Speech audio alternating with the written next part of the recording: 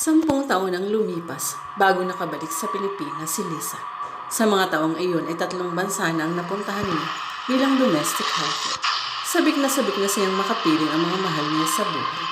Ilang oras na lang ay nasa probinsya na siya na kanyang sinilangan. Pagdating sa airport ng probinsya nila ay masayang sinalubong siya ng kanyang mga magulang. Nay, tay, kumusta na po kayo? Mabuti naman anak, ikaw ang kumusta na? Miss na miss ka na namin. Halika na at nang makapagpahinga ka na. Siguradong pagod na pagod ka sa biyahe. Sige honay, para naman makita ko na rin ang mga pamangkin ko. Habang sakay ng jeep na inarakila ng mga magulang niya, ay panay ang libot ng paningin niya sa mga nadaraanan nila. Mabuti na lamang at maliwanag pa nang lumapag ang eroplanong sinasakyan niya. Kitang-kita niya na umunlad ang bayan nila. Ang ilang mga bayan ay mga konkreto na. Ang daan ay simentado na rin. Hindi tulad noon na aabutin ng ilang oras bago makarating sa kanila dahil maputik ang daan lalo na kung tag-ulan.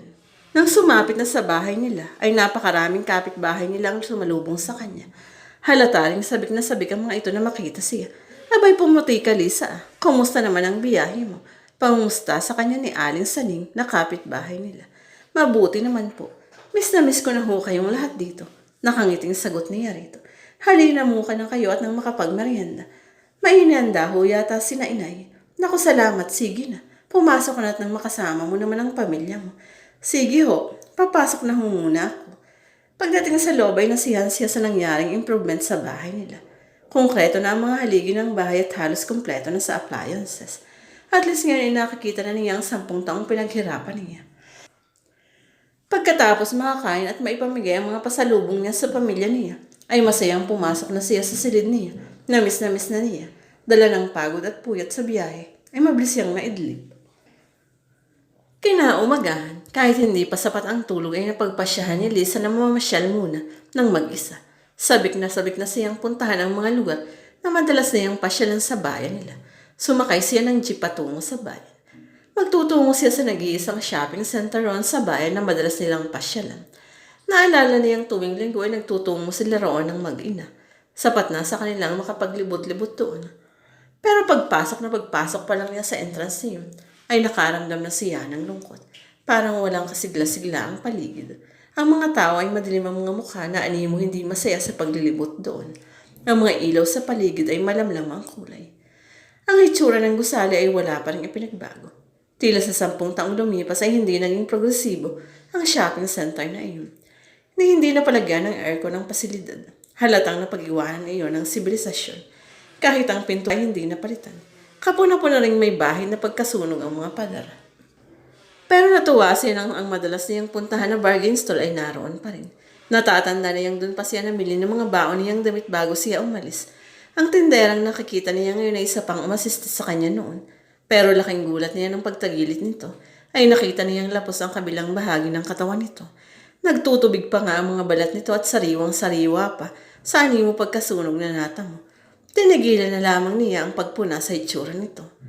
Nang tumingin-tingin siya sa mga nakadisplay na damit, ay wala siyang nagustuhan dahil panay luma na ang style ng mga ito. Nagpasya na lang siyang magpunta sa pinakaitaas na palapag. Naroon ang nag-iisang kainan ng shopping center. Umupo na siya at naghintay ng waitress na kukuha ng order niya. Ngunit ilang minuto na siya roon ay wala pa rin lumalapit sa kanya. May dumaan sa tapat niyang isang waitress pero hindi siya pinansin. Pagkusay ang mag-ina sa tapat niya ang inuna nito, kayong kauupo lamang ng mga iyon. Nagtataka na siya kung bakit parang walang nakakakita sa kanya. Sa pagtagilid ng mga ito ay napuna niyang tulad ng tindera sa stall ay sunog din ang mga katawan ng mga ito. Sariwang-sariwa pa rin ang mga iyon at tila nagdurugo pa. Ang mga labi ng mag-ina ay halos laylay na. Nagpa siyang tawagan ng isang palapit na waitress. Ganun na lamang ang pangingit-ngit niya. Nang daanan lamang siya nito at hindi rin pansinin. Gutom na siya. Inilibot niya ang paningin upang magbakas sakali na may palapit na waitress sa lugar niya. Paglingon niya ay ganoon na lamang ang sindak niya. Nang isang babae ang sumalubong sa tingin niya. Sunog ang buong katawan nito at nakalaylay ang kaliwang braso. Ang sariwang dugo na nagmumula raw na tumutulo sa sahig. Hindi niya malaman pero bigla siyang nakaramdam ng takot. Naramdaman niyang nanlaki ang ulo niya. Mataman ang pagkakatitig sa kanya ng babae na tila may inaarok sa kalooban niya. Tila may nagtulak sa kanyang kumilos at lumayo na sa lugar na iyon. Pagtayo niya ay nakita niyang kumilos din ang babae, pero hindi nito inaalis ang tingin sa kanya. Nang lumakad na siya ay sumunod din ito. Natatarantang bilisan na niya ang kanyang lakad. Palingon-lingon siya sa likuran niya. Takot na takot siya dahil nakasunod sa kanya ang babae at tila hindi siya inaalisan ng tingin. Hindi niya malaman kung ano ang gusto nito sa kanya. Nang bumaba siya ng hagdan ay sumunod din ito. Malapit na siya sa pinto nang makarinig silang pagsabog. Sa isang iglap ay napuno ng apoy ang paligid. Nagtakbuhan ang mga tao sa kung saan saang direksyon. Ang babaeng nakasunod sa kanya kanina ay nakita niyang natapakan na ng mga tao. Napuno na ng iyakan at daing ang paligid. Nakita niyang patuloy ang paglalagablab ng apoy. Ang mga kisame sa isang bahagi ng shopping center ay unti-unti nang bumabagsak. Isang matanda ang nabagsak na yun at unti-unti nang nilamon ng apoy ang buong katawan nito. Pabagsak na sa lugar niya ang isang tumpok na apoy na tila matauhan siya. Paglingon niya sa pinto ay nakasara na ang mga iyon. Nagsimula nang kumilos ang mga paa niya.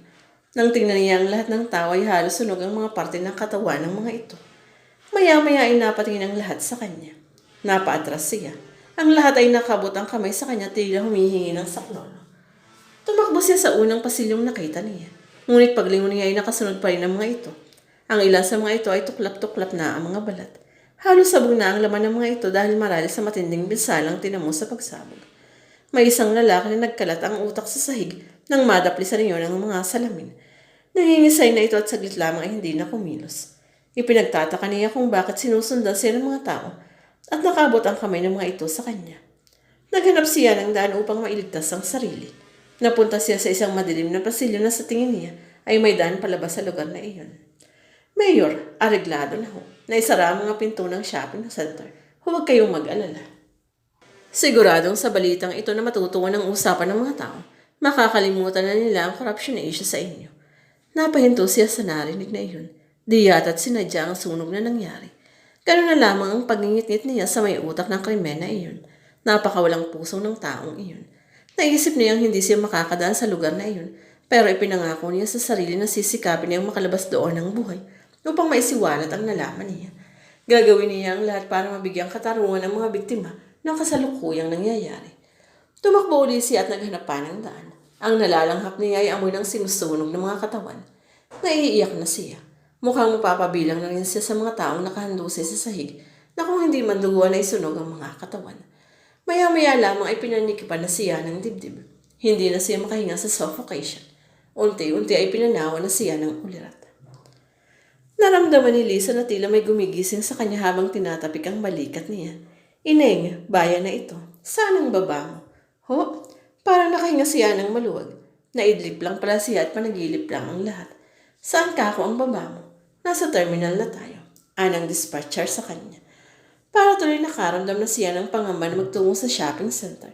Pero naisip niya ang panagilip ng laman na iyon. Malay niya kung iyong nasunog sa panaginip niya ay para ng mall sa Singapore na napunta niya.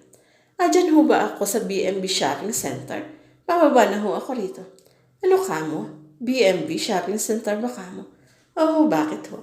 Naku, matagal nang abandonado yun. Matagal na panahon na nang masunog yun. Siguro yung mga 8 taon na. Wala ka nang makakita roon.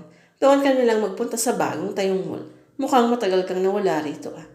Ganun ho ba? Sige ho, salamat na lang ho. Bumaba siya ng jeep. Habang naglalakad siya ay parang wala siya sa sarili. Anong ibig sabihin ng napanaginipan niya?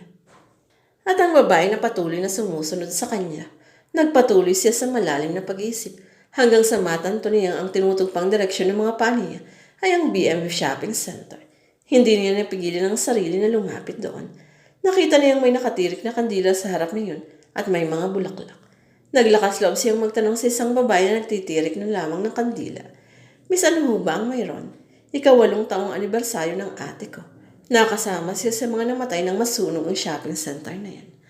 Natigilan siya nang makita niyang larawang hawak nito. Iyon ang babaeng sumusunod sa kanya. Nanghihina na siya. Nagpasya siyang umuwi na lamang sa bahay nila. Hindi pa man siya nakakapamasyal ay pagod na siya sa mga nasaksihan niya. Pagdating sa bahay nila ay tulala siya. Ikinuwento niya sa nanay niya ang naranasan niya. Baka nagpapaalala lang sila na ipagdasal sila. Anito. Bakit ho kaya sinusundan ako ng babae at maya-maya ang lahat ay iniaabot ang kamay sa akin na tila humihingi ng saklolo? Sa naging panaginip mo kasi, Parang iyong unang babae lang nakapansin sa'yo bilang buhay na tao. Dahil bigla ang pagkamatay nila. Parang hindi pa rin natanggap ang nangyari at patuloy sila sa buhay na iniwan nila noon. Kaya nakabot sa iyo ang mga kamay nila ay dahil baka humihingi sila ng katarungan at ikaw ang maging daan. Parang ipinakita nila sa iyo ang tunay na nangyari sa kanila. Biglang nanlaki ang ulo niya. Si Mayor, Nay. May kinalaman si Mayor sa nangyaring sunog. Hindi aksidente ang nangyari. Sinadya iyon ni Nay. Nasisiguro ko sa inyo yan. Kung sino man ang mayor natin noon, kailangan magbayad siya. Diyos na lang ang bahala sa kanya anak. Unti-unti siyang iginupo ng karamdaman hanggang noong 1 linggo lamang ibinawian na siya ng buhay. Kung totoong may kinalaman siya sa pangyayaring iyon. Siya na ang bahalang magpaliwanag sa Diyos. Sa narinig ay medyo gumaan ang pakiramdam niya. Noon din ay niyaya